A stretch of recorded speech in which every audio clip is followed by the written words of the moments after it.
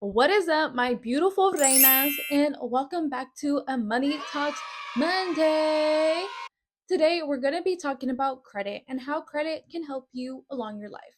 Now, a lot of people, especially young people just starting out, think that credit is just basically free money you're getting from the bank on a little piece of plastic, but it's not.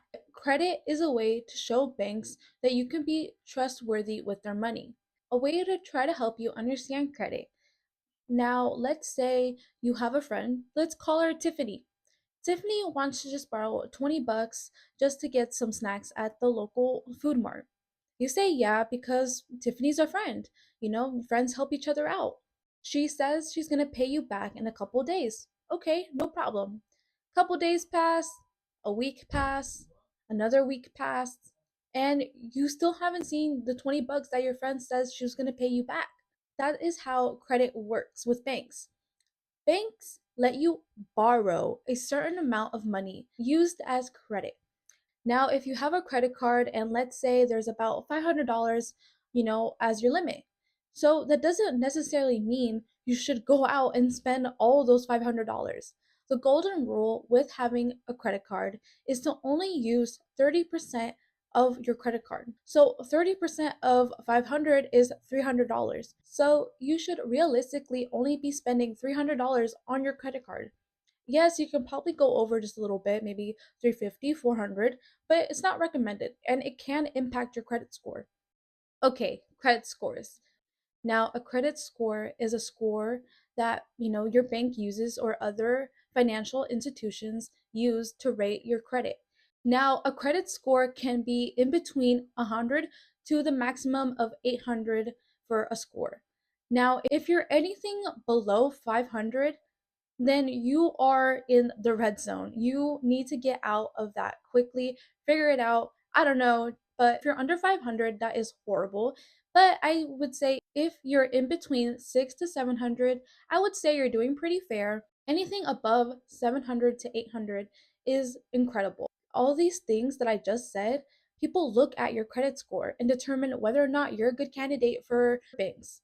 And it's a lot more easier getting accepted into loans, getting a new car and apartments if you have a higher credit score. The lower your score is, the worse it is for you. The higher your credit score is, the better it will be for you. You can usually check your credit score on your bank, or you can use other financial institutions like Credit Karma. Credit Karma is what I personally use to check my credit score.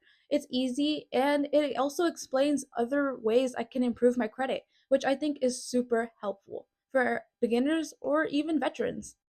Now, a credit score is what banks use to determine if you are reliable and trustworthy with borrowing money. A credit card should be used for low everyday purchases. You shouldn't spend $100 at Coach for that new wallet that you wanted. That's not how credit cards work or should be used in my opinion. Now, back to our friend Tiffany. Let's say next month she asked to borrow $40 this time. And you're a little hesitant because you still haven't seen the 20 bucks she initially said she was going to pay you back for. But again, she is a friend, so you let her borrow those 40 bucks. And again, a couple of days go by, another week goes by, 2 weeks goes by, and you still haven't seen those 40 bucks that your friend said she was going to pay you back. So not only are you down 40, but you're still missing those 20 bucks. So altogether, you're down $60 just because you thought you could be able to trust a friend because she gave you your word she was going to pay you back. Now, that is how banks look at it. You don't pay the minimum or you don't pay, the amount you need to on your credit card. Not only is going to affect your credit score, but it's going to affect, future investments that you want to get for yourself, like loans, a new car, a new apartment, and other stuff that companies and people are going to look at your credit score for.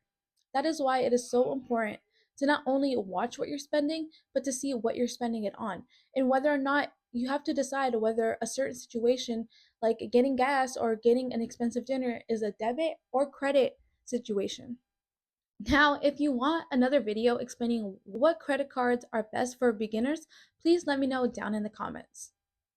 All right, chicas, that's all I have for you for today. So if you liked the video, please comment it down below. Don't forget to like and subscribe for future financial help. All right, chicas, bye.